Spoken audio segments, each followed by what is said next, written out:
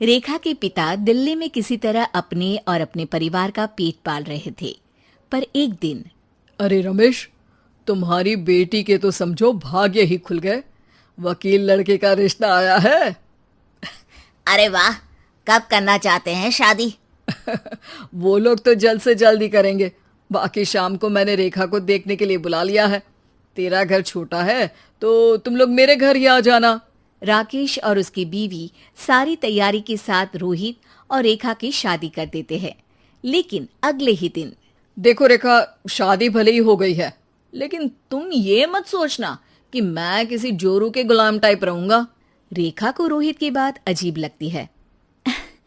मैं ये तो सोच भी नहीं सकती और ना ही चाहती हूँ, लेकिन शादी के अगले ही दिन इस तरह की बात की उम्मीद भी नहीं थी।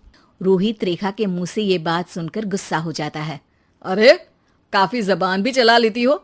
माँ ने सिखाया नहीं कि पति से कैसे बात करते हैं? रेखा अब चुप रहने में ही भलाई समझती है। रेखा, जल्दी से नाश्ता तैयार कर लो। आज पहला दिन है, सारे काम तुम्हें समझा दूंगी। ये नौकरानी है जो तुम्हें बता देगी कि कैसे कैसे क्या करना है। फिर इसकी कल से छुट्टी है। रेखा भी ससुराल में जी जान लगाकर काम करने लगती है। खाली समय मिलता तो पति के वकालत की किताब उठाकर पढ़ने लगती। ये क्या, जब देखो तब पढ़ती रहती है। अच्छा सुन, कल पिता के घर से 20,000 रुपये लेकर आना। मेरे छोटे बेटे की फीस भरनी है। लेकिन पापा क्यों भरेंगे उसकी फीस? अरे वाह जी वाह, पापा क्यों भरेंगे? तो ये बता, हम क्यों रखेंगे तुझे यहाँ? क्यों खाना देंगे फ्री में? अरे, क्योंकि मैं बहू हूँ इस घर की। तभी वहाँ रोहित आ जाता है। अरे वाह, बड़ी जबान चला रही हो। चुपचाप माँ जो कह रही है वैसा कर, वरना सामान उठा और जा अपनी झोपड़ी में। बेचारी रेखा क्या करती, पिता के घर जाती है, उनको सारा हाल बताती है। पिता भी जैसे तैसे पैसों का इंतजाम कर बेटी को ससुराल के लिए विदा करते हैं। देखा, अब कहाँ से आए पैसे? अरे बहुत माल है तुम लोगों के पास, बस सीधी उंगली से निकालते नहीं। नहीं नहीं माँ, पापा ने अपनी मोटरसाइकिल बेचकर पैसों का इंतजाम किया है। पता नहीं अब वो ऑफिस कैसे जाएंगे। अरे वाह भाई, ये भी हम सोचे। खैर, जैसे तैसे दिन बीतते हैं।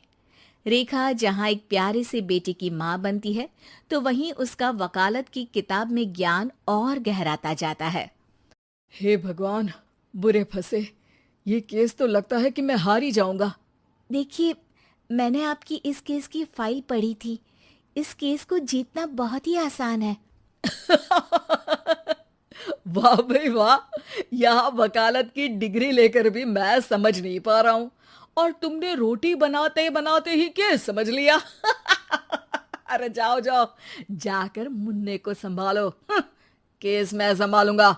ए लड़की सुन, जाकर अपने बाप के यहाँ से 3 लाख लेकर आ। पूरा घर फिर से बनाना है। छोटे की शादी करूंगी तो छोटी बहू को कहाँ रखूंगी? पूरा घर तो तूने घेर रखा है। ऐसा मत बोलिए माँ जी, पापा इतना पैसा कहाँ से लाएंगे? अब तो वो रिटायर भी हो गए हैं। हाँ, तभी तो बोल रही हूँ, रिटायरमेंट के पैसे तो मिले होंगे ना।